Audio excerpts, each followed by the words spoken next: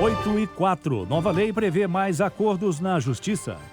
Já está em vigor no Brasil o Marco Legal da Mediação. Ele regulamenta as modalidades de mediação judicial e extrajudicial como forma alternativa de resolver conflitos.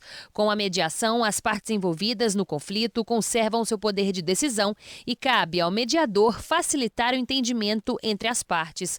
O advogado Francisco Maia, secretário-geral da Comissão Nacional de Mediação e Arbitragem da OAB Nacional, explica o que muda com o Marco Legal. Bom, é a primeira legislação sobre esse tema que nós temos no país e o grande benefício é que ele vem se somar a um movimento, agora de forma regulamentada, da chamada desjudicialização dos conflitos. O que é isso?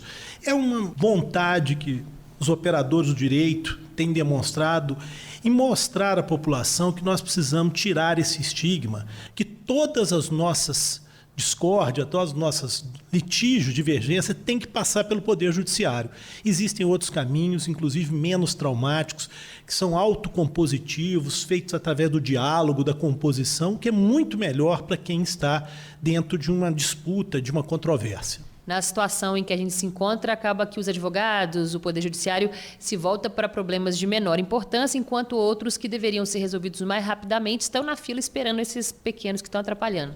Exatamente. Isso tem trazido uma sobrecarga muito grande para o judiciário. É humanamente impossível dar vazão. Estamos caminhando a passos largos para 110 milhões de processos em andamento na justiça brasileira, o que representa quase que, numa metáfora, dizer que todo brasileiro hoje está demandando, porque cada processo de 2 pessoas, nós somos 220 milhões de brasileiros, então 110 milhões de processos são 2 habitantes por processo. E para que as pessoas tenham uma ideia do que significa isso, entrevista de 5 minutos que nós vamos falar aqui, 60 processos vão dar entrada no judiciário brasileiro.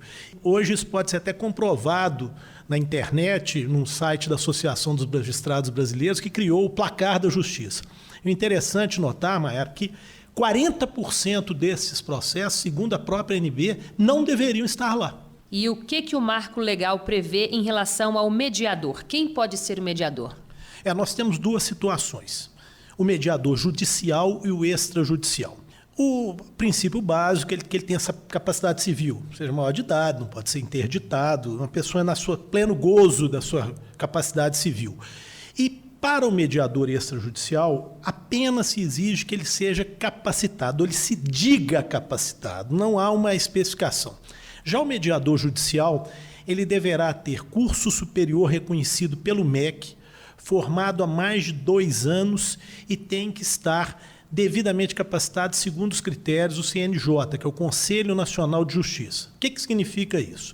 Hoje, um treinamento que exige, no mínimo, 40 horas teóricas e 60 horas práticas. Então, se uma pessoa quiser se tornar um mediador, ela tem condições de fazer um curso e ter essa formação para poder trabalhar dessa forma? Perfeitamente. E hoje já existem muitos cursos sendo oferecidos, o próprio Tribunal de Justiça, a Ordem dos Advogados do Brasil, existem entidades privadas, existe já uma demanda muito grande por isso e as ofertas estão surgindo cada dia mais. E ele não precisa necessariamente ser um advogado?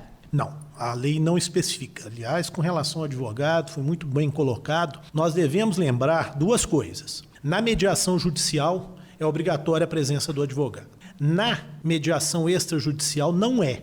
Mas 2 coisinhas. Primeiro, se uma das partes apresentar com o advogado, a outra necessariamente deverá ter que constituí-lo ou um defensor público, caso não tenha condições de arcar. E nós sempre temos alertado para a importância da segurança jurídica de um advogado dentro de um processo onde está se discutindo uma controvérsia, especialmente quando se formata um acordo bem elaborado, até para que não tenhamos depois um novo conflito decorrente de uma má redação, um mau fechamento desse procedimento. O resultado dessa mediação, ele fica registrado onde? O que vai validar aquilo que aconteceu? A lei prevê, no caso da mediação extrajudicial, o termo final de mediação, que é um instrumento formal que garante o cumprimento do que foi combinado.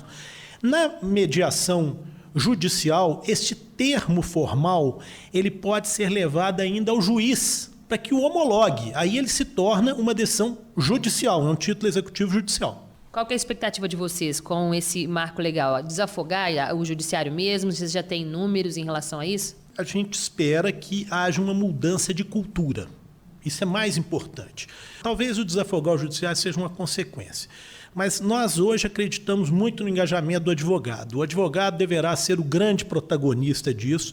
E a OAB Federal, através do Conselho Federal da OAB, já estamos trabalhando em diversas iniciativas. E aqui em Minas, o nosso novo presidente, doutor Antônio Fabrício, já manifestou um interesse muito grande pelo assunto e em breve ele já deve anunciar algumas medidas concretas do engajamento efetivo do advogado nesse movimento. E que tipo de situação cabe à mediação? As causas usuais que envolvem medida patrimonial, qualquer uma delas.